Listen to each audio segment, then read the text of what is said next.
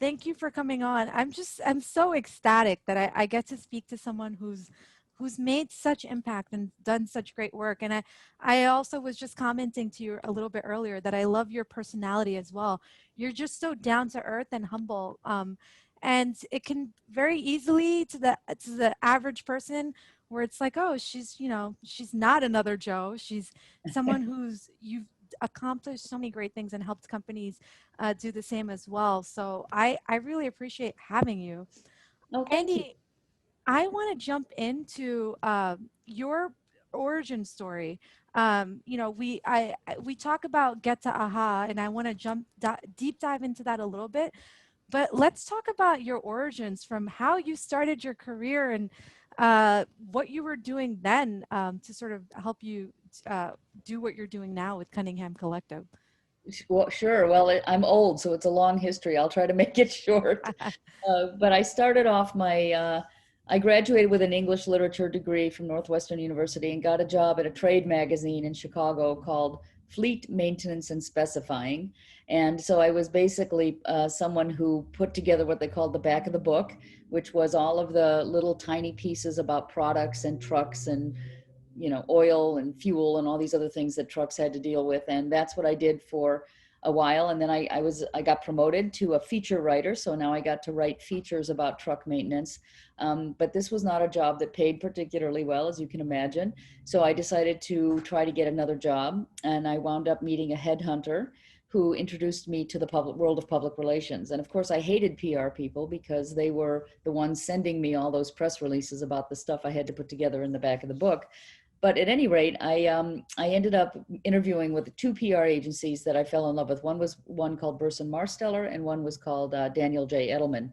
And I ended up selecting to work with Burson Marsteller. They both offered me a job.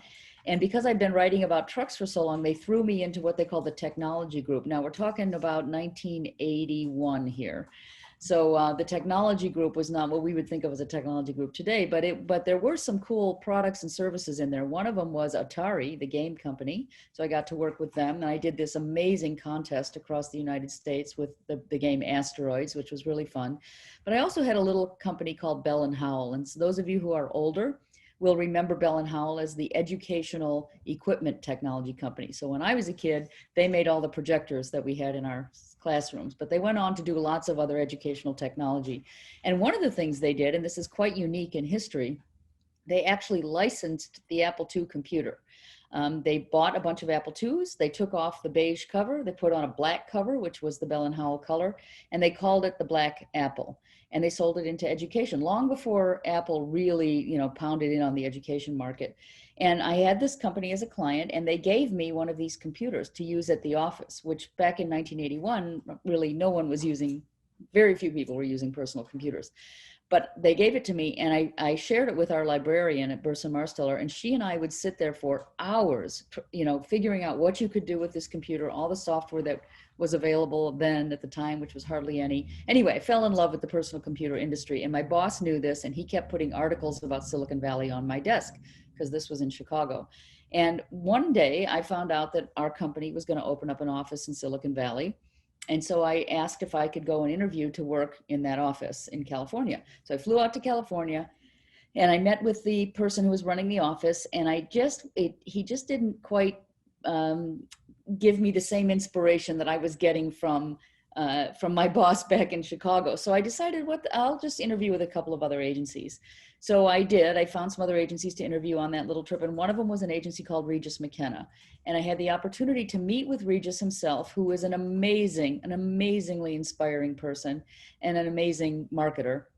And he offered me the job on the spot, believe it or not, to run the launch of the Macintosh, which just blew me away. I was 26 years old.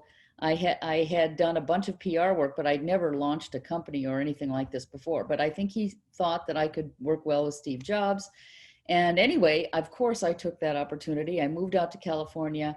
And then that's when I had this incredible shot at working very closely with Steve and the whole Apple Macintosh division on the launch of the Macintosh. And that led to when Steve got fired from Apple, I decided to break off and start my own agency, thinking I would never see Steve Jobs again. But literally 2 weeks later, Steve founded a new company called Next and called me up to help him launch that. So I worked with him on that.